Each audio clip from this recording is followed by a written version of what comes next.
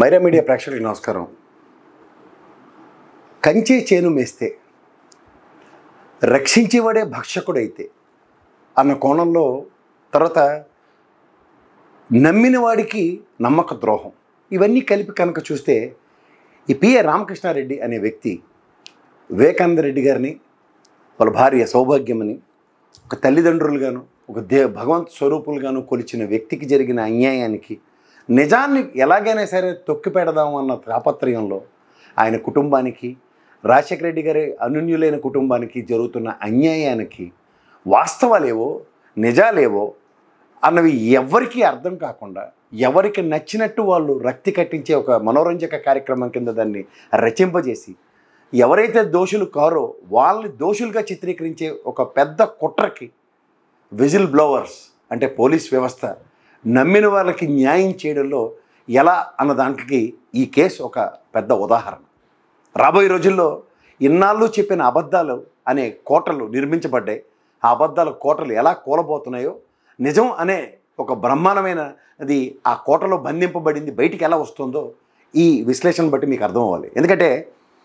ఏ నర్రెడ్డి రాజశేఖర రెడ్డి, ఏ సునీత, ఏ నర్రెడ్డి ప్రకాష్ రెడ్డి గారు అన్న దగ్గర సునీతమ్మ గారికి ఉన్న ఒకే ఒక అడ్వాంటేజ్ కన్న కూతురు అన్న ఒక కోణాన్ని ఎలా కావాలంటే అలా అన్వయించుకొని వాళ్ళకు అనుగుణంగా మలుచుకోవడానికి సిబిఐ లాంటి వ్యవస్థలో ఉన్న కొంతమంది వ్యక్తుల యొక్క దాష్టికానికి రామకృష్ణారెడ్డి, అవినాష్ రెడ్డి గారు ఎలా బలైపోయారో అన్నదానికి ఈ ఉదాహరణలతో సైతం నేను చెప్పదలుచుకున్నాను. ఒకటి, పిఏ రామకృష్ణారెడ్డి గారు అండ్ అవినాష్ రెడ్డి గారు, వీళ్ళిద్దరే పోలీస్ వ్యవస్థకి ఫస్ట్ కంప్లైంట్లు ఇచ్చిన వాళ్ళు. ముఖ్యంగా అవినాష్ రెడ్డి గారు ఏ సభకి సమావేశాలకి వెళ్తున్న వ్యక్తి వెనక్కి పరిగెట్టుకుని వచ్చి చలించిపోయి పోలీస్ వ్యవస్థకి కంప్లైంట్ ఇచ్చిన ఉదంతంలో ఇటు తిప్పి అటు తిప్పి సిట్టి వన్లో ఆనాటి ఏబి వెంకటేశ్వరరావు గారు కుటుంబ సభ్యులే అన్న పదాన్ని వాళ్ళకి కావాల్సినట్టుగా అన్వయించుకోవడానికి చేసిన ఒక రాక్షస క్రీడ కింద దీన్ని అభివర్ణిస్తే, ముఖ్యంగా దీనికి సమిధులుగా ఉన్న వ్యక్తులు ఎవరైతే ఉన్నారో, ఏ లెటర్ దాచమని ఇచ్చిన వ్యక్తులను కానీ, ఆ వంట మనిషి కానీ, ఫస్ట్ చూసిన వాళ్ళ ఎవిడెన్సెస్ని కానీ, తర్వాత భార్య అయిన సౌభాగ్యమ్మ గారిని కానీ, నా గత విశ్లేషణలో చెప్పాను, సంబంధం లేని అంశాలకి మాత్రమే పరిమితం చేస్తూ ఏ 164 దీని మీద వాళ్ళకి నచ్చిన స్టేట్మెంట్లు వాళ్ళు అన్వయించుకొని వ్యక్తిగత దాడులతో కూడా థర్డ్ డిగ్రీలు అవి చేసి కూడా ఈ రామకృష్ణ గారిని ఇబ్బంది పెట్టిన ఉదంతంలో కూడా నిజం మీద నిలబడే సామర్థ్యాన్ని పెంచుకున్న వివేకం గారి అనున్యుడి కింద అభివర్ణించిన ఆయనకి నిజంగా చెప్పాలంటే ఏ వ్యవస్థనైతే ఆయన ప్రభావితం చేశాడో, ఎస్పీ గారి దగ్గర రైట్ టు ఇన్ఫర్మేషన్ యాక్ట్ ప్రకారం ఆయన ఫస్ట్ తీసిన విజువల్స్ ఏవైతే ఉన్నాయో వాటిల్లో వేలిముద్రలతో సైతం ఏవైతే తలుపులు బద్దలు కొట్టుకుని, నేను ఎప్పటి నుంచో చెప్తున్న వాటికి తలుపులు బద్దలు కొట్టుకుని with in a span of 2 daysలో కట్టెల చాటును దాచిన దాన్ని కూడా బయటికి తీసి, ఇవన్నీ కూడా ఫింగర్ టిప్స్ ఎవిడెన్సెస్లో పోలీస్ వ్యవస్థ దగ్గర ఉన్న వాటిని కూడా పరిగణలోకి తీసుకొని సిబిఐ ఈ రోజు దాకా దాన్ని కనీసం చర్చనీయాంశం కానివ్వకపోయినప్పుడు, ఛార్జ్షీట్ ఫైల్ అయినప్పుడు ఇవన్నీ పరిగణలోకి వచ్చి తీరుతాయి. ఎవరైతే ఏ భాస్కర్ రెడ్డి గారు, అవినాష్ రెడ్డి గారు అండ్ ఈ శివశంకర్ రెడ్డి గారు ఇలాంటి వాళ్ళకి సంబంధం లేని వ్యక్తులను బలవంతంగా దాంట్లో చొప్పింపజేసి వాళ్ళతో ఏదో సామర్థ్యాన్ని తగ్గట్టుగా బెదిరించో, భావోద్వేగాలకు గురి చేసో విషయాన్ని రాబడదాం అన్న తాపత్రయంలో రామ్ సింగ్ గారు లాంటి వ్యక్తి చేసిన వ్యక్తిని నేను ఎన్నోసార్లు గత ఉదంతాల్లో ఛాలెంజ్ చేసిన ఉదంతాలు ఉన్నాయి. ఈ రామకృష్ణారెడ్డి గారి పిల్లల యొక్క పెళ్ళిళ్ళు, వాళ్ళ భవిష్యత్తులు కూడా పణంగా పెట్టి ఆ కుటుంబం చెందిన వ్యక్తి మరణాన్ని, నిజాన్ని ప్రజలకు తెలియజేయాలన్న ఆక్రందంలో ఎస్పీ గారిని కలిసిన వెంటనే రైట్ టు ఇన్ఫర్మేషన్ యాక్ట్ ప్రకారం సిబిఐ మీద కేసులు పెడతాం అన్న దగ్గర ఆ రోజున ఏఎస్ఐ గారి వాళ్ళ ఎస్ఐ కింద కూడా పరివర్తన చెందిన ఆ వ్యక్తి ఇచ్చిన సహాయ సహకారాలు అనురచనీయం. 117 ఫోటోలు ఉన్న వాటిల్లో నేను ఇవాళ ఈ వీడియో వెనకట్ల అవి డిస్ప్లే అవుతాయి, మీరు చూడండి. తలుపులు బద్దలు కొట్టి ఎవరైతే శుభ్రపరచమని చెప్పిన వ్యక్తితో గలబపడిన రామకృష్ణారెడ్డినే అన్యాయంగా ముద్దాయం చేయబోయారు. ఈ ఎర్రగంగిరెడ్డి అనే వ్యక్తి బాదరా మీద లోపలికి వచ్చి తుడిపించే కార్యక్రమానికి తెరలేపిన తర్వాత ఈ అవినాష్ రెడ్డి గారు వీళ్ళందరూ సందర్భం లేని వ్యక్తులు ఎవరెవరైతే హాస్పిటల్లో అడ్మిట్ అవుతున్నారో, ఉదాహరణకి బీటెక్ రవి గారి బ్రదర్ని చంపిన వ్యక్తి పరమేశ్వర్ రెడ్డి అనే ఒక వ్యక్తి బాదరా మీద హాస్పిటల్లో జాయిన్ అయ్యి నెక్స్ట్ డే ఆదినారాయణ రెడ్డి గారికి, బీటెక్ రవి గారిని కలవలసిన అగత్యం ఏమొచ్చింది, తదనంతరం ఆయన హాస్పిటల్లో ఎందుకు జాయిన్ చేసుకోలేదు, ఇలాంటి కోణాల మీద కనుక పోలీస్ వ్యవస్థ